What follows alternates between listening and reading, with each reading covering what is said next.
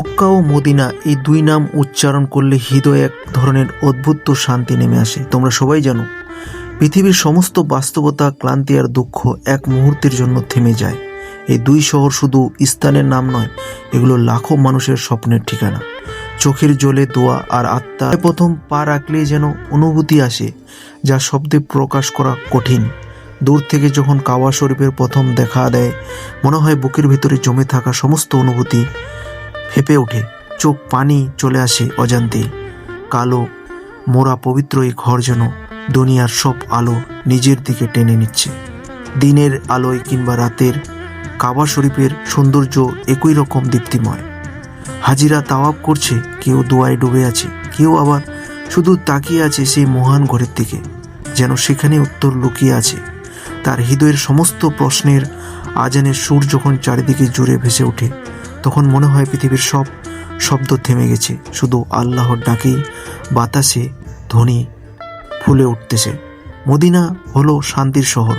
এখানে আলোয় রংটাই যেন অন্যরকম, নরম, স্থির, প্রশান্ত। মসজিদে নববীর সাদা সবুজ মিনারগুলো সকালে সূর্যের আলোয় আর রাতে নরম আলোয় এমনভাবে ঝলমল করে যে মনে হয় বেহেশতের কোনো দরজার সামনে দাঁড়িয়ে আছি। এখানকার মানুষজন অত্যন্ত নম্র, শান্ত, ভদ্র, যেন শহরটির এতদিনের ইতিহাস তাদের হৃদয়ের নরমতা ঢেলে দিয়েছে। মদিনায় হাঁটলে মনে হয় হৃদয়ের ভার হালকা হয়ে যাচ্ছে।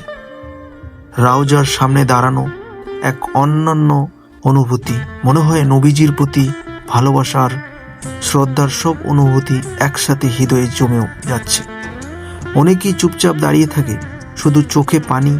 কারো ভাষা এখানে হার মানে, দোয়া করলেই মনে হয় যেন দোয়া সরাসরি আল্লাহর আরশে পৌঁছে যাচ্ছে।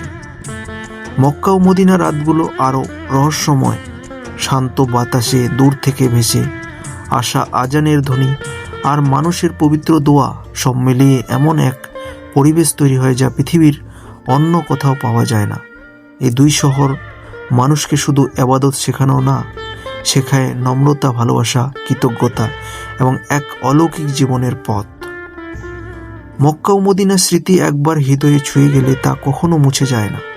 এটি মানুষের জীবনে এমন এক বরকতময় অধ্যায় যা মৃত্যুর আগে পর্যন্ত হৃদয়ে আলো ছড়িয়ে যায়।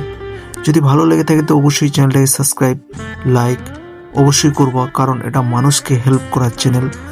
এই হেল্পের জন্য, একটা লাইক আর সাবস্ক্রাইবের জন্য আরও হাজারটা মানুষের হেল্প হবে। অবশ্যই পাশে থাকবেন।